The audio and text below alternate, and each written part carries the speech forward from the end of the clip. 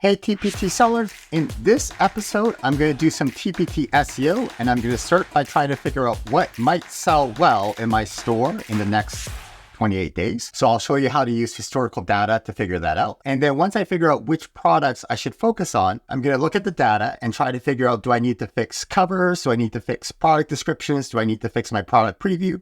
And then I'm going to get to work. This is not a lesson. I'm just doing TPT SEO, but if you're watching this because you're participating in my 4-week bootcamp that starts in November, then these are some things that you probably need to do to get ready for the bootcamp. We have 5 people signed up already. It is free this year, but next year it's going to cost $97. So if you are a TPT marathoner, which means you realize that you want to be successful in TPT, but maybe you're a little bit frustrated because you're not seeing the results that you want, then check out the 4-week bootcamp. It's like a weight loss program or a running club. Results aren't guaranteed, obviously, but we're trying to build systems and habits that can eventually lead to success. If you've been selling for about a year and you realize that you need to up your TPT SEO game, check out that video. It's a free TPT SEO masterclass based on months of research in the TPT SEO formula using the secret developer manual. I'm going to work an hour on my store because I'm trying to be devoted to the process. So let's put this on the side. I'm going to go to selfservedatatool.com. I'm going to click on view data. It's going to ask me to log in. So I'm going to log in. Right now, this is under development. It costs $10 per month and there are no Google Sheets, which is beautiful. So let's log in. Oh, that was a big fail. I set the timer for a minute and not an hour. Let's try this again. There we go. Here's a minute. Here's an hour. All right. I've logged in. I'm looking at my data. I'm going to scroll down and I'm going to go to this bonus tool, which is called What Might Sell Well Next Month. And this is based on historical sales data that I need to upload. And I only need to upload this file once in the year for this page to work. So I'm going to click here to upload my 1 year of sales data.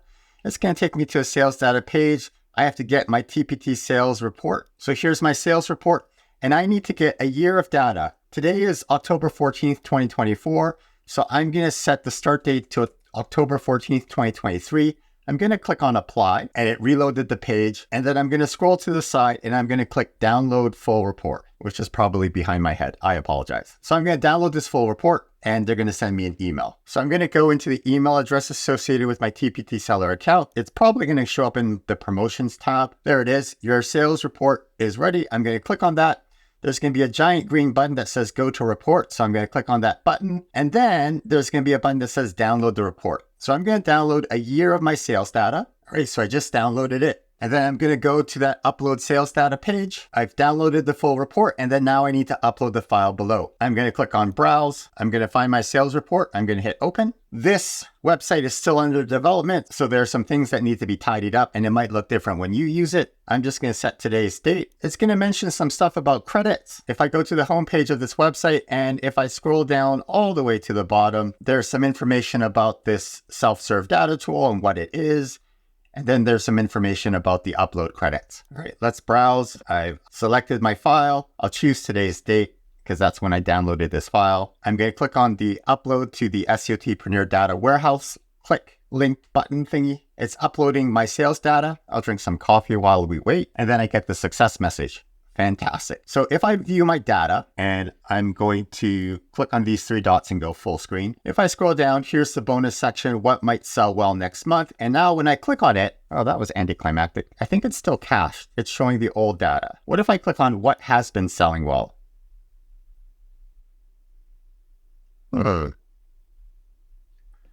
now that's frustrating. I'm going to scroll down to the very bottom. I'm going to click on Looker Studio. There's a button in Looker Studio that doesn't show up on the website. But if I click on these 3 lines and I click on refresh data, and then I click on what might sell well, there's my data. Okay, so if I want to see up-to-date stuff, that's the only way I can do it. I have to refresh the data. But I can see now here are my top selling resources last year this time. So today's October 14th, and this is showing me data from October 15th, 2023 to November 12th, 2023. I can see here are the 5 resources that made the most money that time. And then if I scroll down, here are the next 28 days based on units sold. So for example, my everything bundle here, I made $276. If I click on it, I can see that I only sold 2 of them. So that might be a fluke. That's my most expensive bundle. I'm going to try to optimize it, but I might not necessarily make any of those sales. I just unclick on that link to show everything again. I'm going to get a piece of paper. On my piece of paper,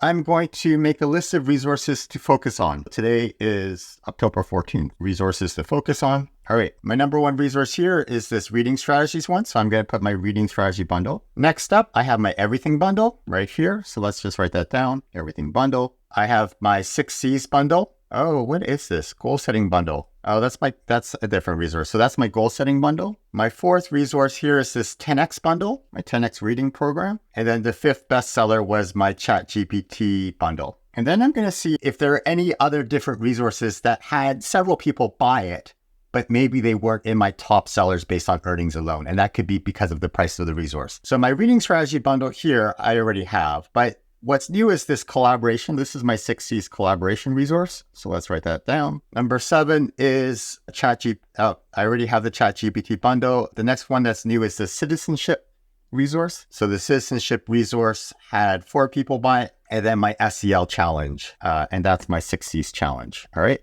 6 C's. That's my challenge resource. So I looked at historical data right now, and on the view mode, if I scroll down to the very bottom here, there's a little arrow that can expand and collapse the side menu. I'm going to choose the next option here, which is what has been selling. And then I'm going to close the sidebar menu. So this is based on sales data, and it looks at the last 28 days. Because it's based on sales data, this page will only be accurate the day that you upload your data. So today, if I wanted to use this again later on, I would have to upload more sales data. I'm not going to update my sales data on a regular basis. I'm just going to look at my historical data. Are there any resources that have been selling well because maybe they'll continue to sell well? So I have my reading bundle up here, which is already on my list. My everything bundle, I have my SEL bundle, which is my 6 C's challenge. I already have that. My 10X program, I have my collaboration resource, I have. And then if I look at the last 28 days based on the number of teachers who made a purchase, the reading bundle I have, collaboration I have. Here's a new one, student goal setting. So that's one that's trending right now. I might continue to look at this student goal setting. That's my SEOT resource. That's interesting to know that people are buying it. My communications resource here, that's my 6 C's communication. And then the last one here is my citizenship debate, which I already have. So I now have 10 resources here that I'm going to focus on for the next 4 weeks. Let's see. I'm going to go back up here to page number 1, which is the menu. Now, I need to upload my product.csv file. I clearly need to make this a link, but it's not yet. Again, this is under construction. So as we start to use the tool and discover features that would make this better or glitches that we need to fix, it'll obviously improve. But if I go back to the website, selfservedatatool.com, at the top, there's a button that says upload data. So I'm going to upload my product stats data. And first I have to go to my TPT product stats page. On the product stats page in the top right-hand corner, there's a button that says download, which I'll click. File, because that way it's easier for me to know what I'm uploading. So I'm going to put today's date, which is 2024-10-14. I'm going to save that file. I'm going to go back to the self-serve data tool, and where it says browse here, I can even click and drag this file out.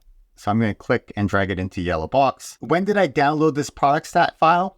This is really important because I can upload historical product stat CSV files, but I uploaded this today. So I'm going to click on the date picker and I'm going to click today. And then it tells me how many credits it's going to use. I'm going to upload to the data warehouse. It's spinning and it says uploading. I get the success message. If I scroll down, there's this button to view my data. So I want to see my lifetime stats. And if I only have one product stat CSV file, this is the only option I have. Nothing will show up until I choose the product. So I'm going to choose my reading strategy product.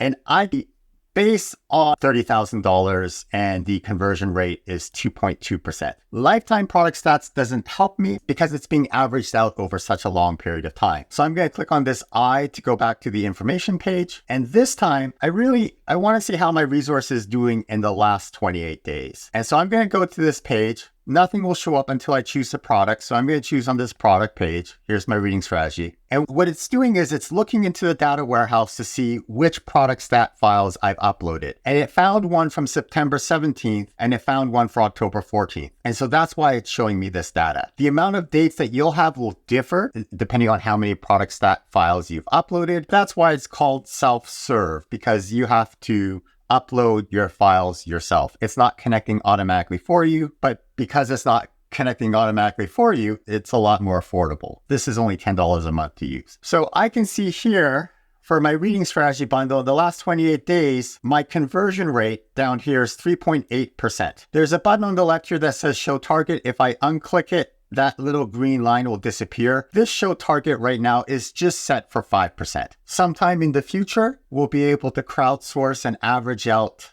the conversion rate for everyone to be able to say, oh, okay, a good conversion rate is actually 6% or 8% or 4%. But right now it's just set at 5%. I can see that I've had 1,400 people look at my product page. So 1,400 teachers have clicked and looked at this page. Now, this is the last 28 days. This is since TPT changed their collection system from the old version of Universal Analytics to Google Analytics 4. At the start of July, let's say July 1st, the way that they collect data has changed. And now, when you visit the page, even if you visit that page multiple times, your own visits don't count. So I feel comfortable thinking that, okay, 1,400 people looked at this product page. I think if a teacher was to visit it once and then leave and then visit it again, I think that might count as a second day. But either way, I can see that I have potentially the opportunity to make 1,400 sales. But at the end, I only made 53 sales. And so the question is, where am I losing water? Where am I losing people? If you go to selfservedatatool.com and you click on the bucket metaphor, it explains this idea about how we're carrying a bucket of water. And as we walk, there's a hole in the bucket and water is leaking out. So people are leaving our page. I can see, look, there are two places I'm losing people. I'm losing people on this resource. I'm losing half of the people to get to the preview stage. So half of the people got there, but they didn't see the value of clicking on the preview. So they landed here. If I want them to look at the preview, I should do these two things here on the side. One idea is that if I improve the thumbnails in the product description, they see the value of the resource, and then they might be curious, okay, I think I might want to buy this, and they'll look at the preview. My first thought was, my previews are awesome, but okay, if I wanted to improve my preview, how could I do that? If I wanted to improve my thumbnail, so this is thumbnail cover number 2, cover number 3, cover number 4. Those are only visible if you land on the product page, and those communicate the value of the resource. So what can I do here? I could think about talking about pain points. Like this second page here is talking about what you get, but it's not really talking about the pain points. And this last part here is talking about the different formats you get. I could add a testimonial in here. All right, so I'm going to put in here in my notes, I'm going to write a pain points. So cover, now I'll write the word thumbnail and I'll put pain point. And after the pain point, I'll talk about. Now the other part is the product description. Right away, I see here, look, during back to school season, that's got to change. I had forgotten that that's actually probably scaring people away because they'll see that and say, oh, this isn't back to school anymore. This isn't for me. So, wow, that's pretty good. You know what? I don't have enough room up there. I'm going to write it at the bottom here. Okay, so I wrote here, reading strip bundle, pain points, and put social proof quotes, reviews. And I think I need to have less features like the different Google Slides, whatever. And I think I need to express it in terms of benefits, what's in it for you, what the value of it is. Because if I can use these pictures to tell a story and increase the perceived value of this resource, then more people might want it. And then if they want it, they'll look at the preview. The next thing for me to look at is, look, people look at my preview, but such a small percentage of them actually go on to buy it. So then my preview isn't doing a good enough job of convincing people to buy it. They'll look at the preview and they're like, I don't know. And then they don't buy it. Over here, it says, I have to improve the product preview to communicate the value of the resource, show what you get and why you need it. Features, benefits, pain points. All right, let's look at the preview and figure out what I can improve. And my first thought is, oh, my preview is awesome, but let's take a moment and just double check. So this is my new style of product preview, what I could do is make it clear who my customer avatar is. So people might look at this and think, is this for elementary? Is this for middle school? Is this for high school? All right, so in my preview, I have to think about who is my customer avatar. Okay, avatar. This is the reading mega bundle. Yeah, who is my customer avatar? It is for middle school. Who do I talk about? This is the challenge I have because I'm sort of waffling in terms of, do I want to go after middle school reading strategies? My resource here says 6 to 9. So should I put middle school into the title of the product? Or maybe I put down here at the bottom of the cover, middle school, but it's also for, who are my reviews from? 5th, 6th, 7th, 8th, 9th, 10th. Yeah, it's mostly middle school and high school. I could change this product description. Each nonfiction article is written at 3 reading levels. Well, who cares? But the reason why that's valuable is because, as one teacher mentioned it to me, that way your ELL students or students who are reading at a different grade can do the same work as their classmates. So I might, see, back to school price drop. I don't want to increase the price right now. Okay, product description, some more value. I have 26 minutes left. I don't want to spend all of my time doing the data analysis because I need to move the needle. I could try to optimize my TPT SEO, but then as more people come, I still have a leaky bucket. I'm losing water. So I think I'm going to try to improve. What can I do that's really quick and easy? Well, it's going to be the product description, right? Like that, remove the back to school stuff. Okay, let's do that right now. Before I change anything in my TPT store, I use this Google Chrome extension to save my work. It takes a snapshot of what this product looks like today. So that way, if I change something and then a week later, I think, you know what? Things are worse. I want to undo my mistake. I can go back to today's file and see what it looked like and recreate it. So I have a folder called backup description. This is my reading bundle. And then in the file name, I'm just going to write before. I'm going to edit this listing. So I need to remove this back to school stuff. Now, active reading strategies might be a keyword. Back to school is not. I want to get rid of that. I'm going to try to focus to middle school. I'm going to try to optimize this a little bit. So I got rid of back to school and I have to increase the value. So I have here reading strategies, posters, lessons, and worksheets. And what I added was that work with any text so you can use it to enhance your current program. So the value then is it's not replacing your program, you can add to it. And where it says 6 differentiated reading passages, I need to give a reason why that's important. 6 different reading passages so your struggling students and strong students can do the same lesson. Each nonfiction article is written at 3 reading levels with numbered paragraphs. I'm going to change the bolding so it highlights the benefit there. I have 19 minutes left. I think what I'm going to do is I'm going to copy this. I'm going to go to ChatGPT. Here's what I prompted ChatGPT. Here's my product description. And then I copy pasted my existing product description. And what I want is a list of ways that teachers can use this so they can see themselves using it. So that's the benefits. So perfect for, and then I asked it, can you complete this list? So it has an idea of what I'm looking for. Perfect for teaching a reading intervention program at middle school or high school, supplementing your existing reading program, explicitly teaching students how to read. We're not born strong readers and struggling readers, and that's just the way it is. If we use specific strategies, we can improve our reading comprehension. All right, so let's see what ChatGPT comes up with. Enhancing struggling readers and building their confidence. Like this. You know what? Can you simplify that into 5 points?